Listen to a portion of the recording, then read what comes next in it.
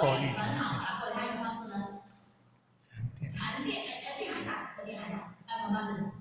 蒸馏啊，对，好，蒸馏跟过滤是同一个系统嘛？还有吗？嘿，对，稀释，来，掌声鼓励一下。两个答案都在我们这班找出来，说我们这班真的是人才济济哦，哇，不得了，好，非常的感恩，大家找到答案。第一个过滤，什么叫过滤？捞嘛，捞嘛，对不对？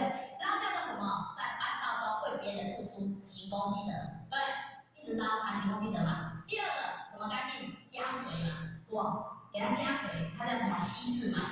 未修道半道辛苦，叫消业障。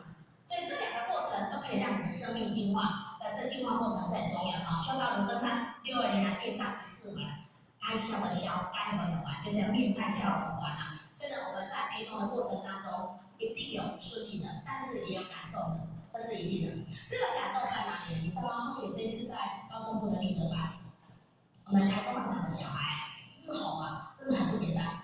最让人感动的地方就是那一些辅导员。一下子我去煮罗汉果给他们吃，我去买喉糖给他们吃。后续看到了这个部分的时候，后续发觉到很震撼。为什么？因为高中部的人竟然会做这种事情。我有的中职班、艺职班，甚至于资深讲师都不懂得这样来关怀小孩子。就是他们不一定会做这样的事，但是有很多会做这样的事。这样过程，同学就感觉到它是很重要的。你的陪同，你要将心比心。看到他的苦，体验他的苦，就像我们的苦一样，好，就会成长哈。好，辛苦为师哦，怕麻烦就没功德。好，所以呢，我们如果怕麻烦，你一定什么事都不要做了，多做点几个尾巴好了。啊，没有麻烦。